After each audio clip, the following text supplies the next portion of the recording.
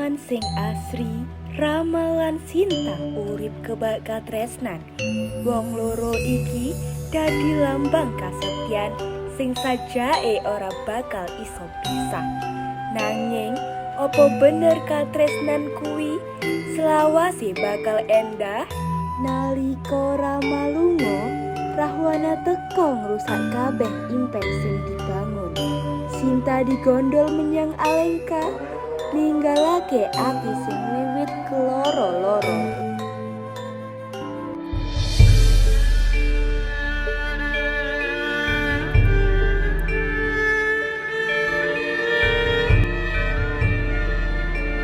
Trijoto, apa aku iki isi ketok kaya menungso? Apa aku iki mung barang sing dinggo royokan? Rawana pengen duweni aku kaya dinggo duen-duenan wae. Dene Kakang Rama. Aku ora weruh apa dheweke isi goleki aku amarga tresno, apa amarga isin bojone digondol uwong. Gusti Dewi sampun ngendikan ngoten. Gusti Rama menika kesatria.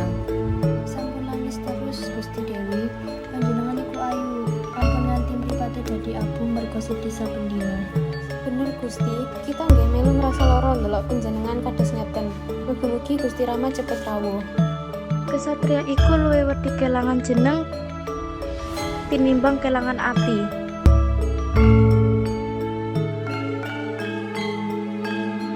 Sinta, kurang opo aku iki? Sataun aku ngenteni kowe, ora tau nggunakake kekuatanku kanggo moksa kowe. Aku iki raja Sinta. Aku mungkin kowe sithik wae nyawang aku. Dadi wong lanang sing tulus. Delok awakku. Apa ana raksasa liya sing gelem ngemis tresno kaya aku?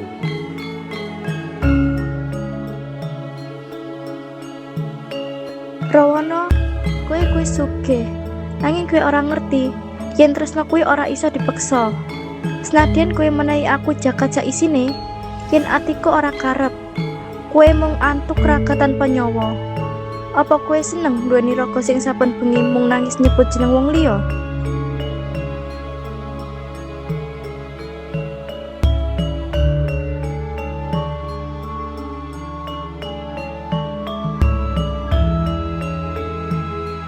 Kowe pancen ngelan nang esuk kowe bakal ngerti yen dadi bojone Rama kuwi luwih abot tinimbang dadi tawanan ing kene.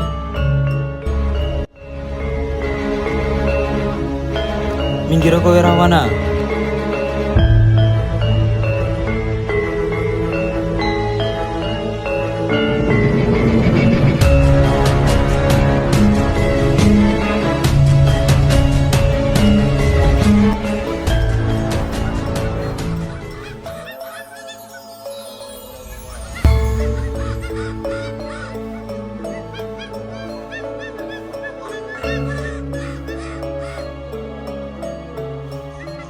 Hanuman, takonono Gusti Ramamu.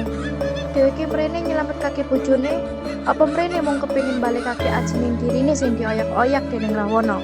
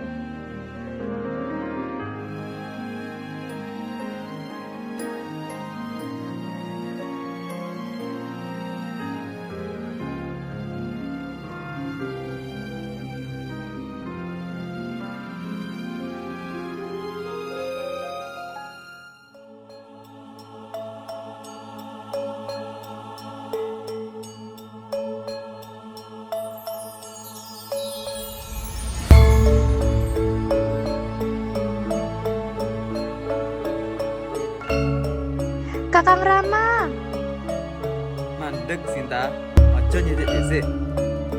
wonten menapa Kakang? Apa aku duduk bojomu maneh? Jagat iki jembar Sinta. Wong-wong pada nyawang. Kowe wis tau turu ing jero kutane Rawana. Sopo sing ngerti apa wae sing wis kedadian ing penenge wingi. Aku ora iso nama kowe yen mripatku dhewe durung weruh buktine. Jadi, setahun aku nahan nafsu Rawana, setahun pisan aku urip kayak wong mati amarga nunggu sampean. Jebule mung iki sing dadi ganjaranku. Kowe luwih percaya kandhanane wong liya tinimbang sucine atiku. Iki dudu perkara aku percaya apa ora Sinta. Iki perkara pantes apa orane ratu nampa prameswarine sing wis. Cukup. Yen pancen Kakang Rama butuh pambuktian kanggo meyakinkake atimu sing cilik kuwi, bakal tak turuti. Trijata, golekno kayu. Obongan aku saiki. Gusti Dewi, panjenengan yakin arep makaaken iki? Senajan panjenengan pancen bener-bener suci. Niki sami mawon nglayake kangge panjenengan.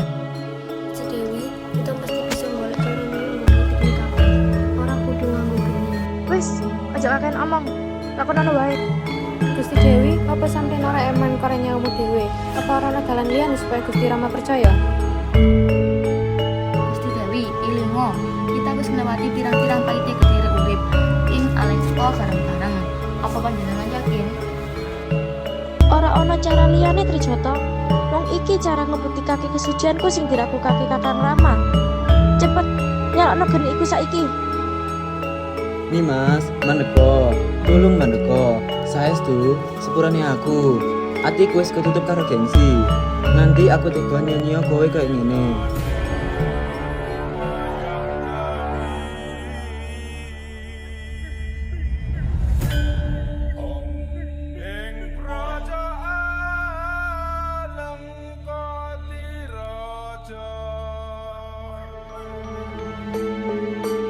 Aku pancen kebangetan nih mas. Aku luwih wedi derajatku dadi raja tinimbang kelangan kowe. Aku lali sapa wong sing paling setia ngancani aku nalika susah. Tenan, sepurane aku sing wis keliru. Wae ora mentala nyawang aku loro Kang Mas. Nanging sampean dhewe sing gawe atiku dadi awu. Pangestu wae, muga-muga geni iku mang luwih anget tinimbang atimu sing adem. Cinta, oh nih mas. Aku percaya saiki. Kowe pancen suci nih mas. Sepurane, aku tega nyanyi kowe sing wis sakmene setiane. Aku salah banget karo kowe. Ayo bali menyang ayo bareng aku. Aku bakal dadi bojo sing paling apik sak jagat iki. Sepurane ya nih mas. Tolong sepurane. Kang Mas, aku bakal melu sampean bali menyang Anakya. Mergo kuwi kewajibanku minangka garwa sampean. Elingo sapang pura. Kang Mas, geni mangi ku ora iso ngobong kulitku. Nanging iso ngobong prasaku sing tulus kanggo kowe. Maksudku nih mas. Saiki aku ngerti yen sampean tresno aku amarga aku suci. Kudu karena aku cinta. Wiwit saiki aku bakal dadi garwa semestine. Nanging aja njaluk atiku maneh amarga atiku wis dadi awu bareng geni mang.